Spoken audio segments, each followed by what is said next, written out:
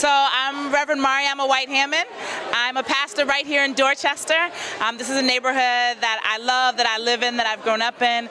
And I'm here because our neighborhood is very susceptible to climate change, particularly both in terms of us not being far from the water, but also that we have a lot of concrete, and so we'll have to deal with the urban heat island effect and how that will affect a lot of our communities. Many of our houses don't have air conditioning, so climate change is very real. Why is climate change? I think you mentioned it in your talk.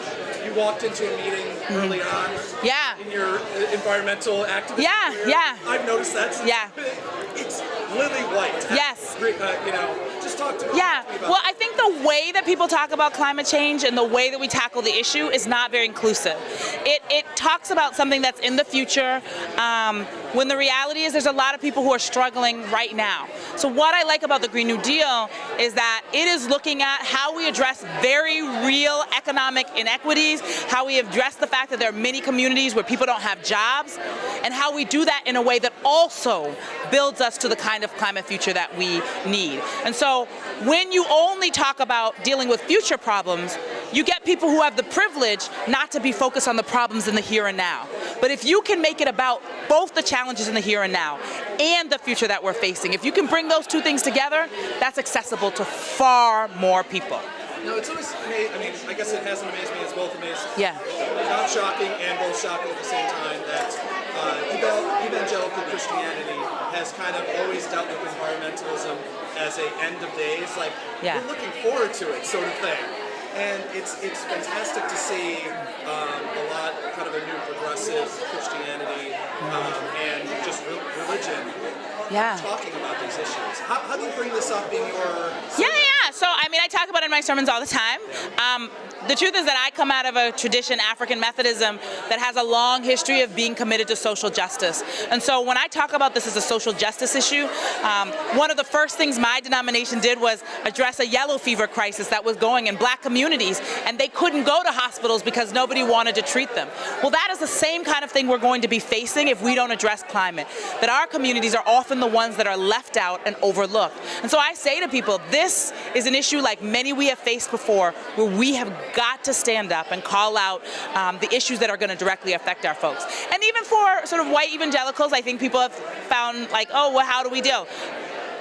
There are some challenges, but I also know that there are many communities in which if you can talk about it from the perspective of poverty, if you can talk about from the perspective of sort of making sure that your neighbors are safe and taken care of, there's some opportunities. I'm not saying that there's not a little bit of an uphill battle. I'm well aware of some of the theological challenges that make it harder for some Christians to be engaged, but I think the reality is, as a Christian, my job is to reach out and talk to other Christians, to really challenge us, to really think about it. This year, for instance, Earth Day Sunday and Easter Sunday are the same day, and so it's a real opportunity for us to talk. And I remind people all the time, God didn't say, the seas were kind of good, the stars were so-so, the water, the air, it was kind of okay, and then humans were great. That's not what it says. It says that God looked at all of these things and said that they were good. If these are the things that God thinks are good, then these are things we should fight to save. And other things like, economic systems that don't align with the scriptures or the wealth of a few people, I don't see anywhere in the Bible where it says that those things are good. So I take this from a biblical perspective and I have a conversation with people. I think it's right there in the text and we just need to turn to it, not fight people, turn to the things that are right there that they say they believe and say it's already there. Last question. We've now seen, this is like the third or fourth in the last 2 years, youth-led movements that have just sprung out of seemingly nowhere. Does that give you some hope? I am extremely hopeful, and I believe that this generation, is coming up in a time where they feel the responsibility to stand up. Previous generations have felt it. We were maybe in a little bit of a lull, but this is a moment where the stakes are high. And I've always had faith in young people to respond when the stakes are high. And so I'm just excited as an older person to be part of it, to be able to support them.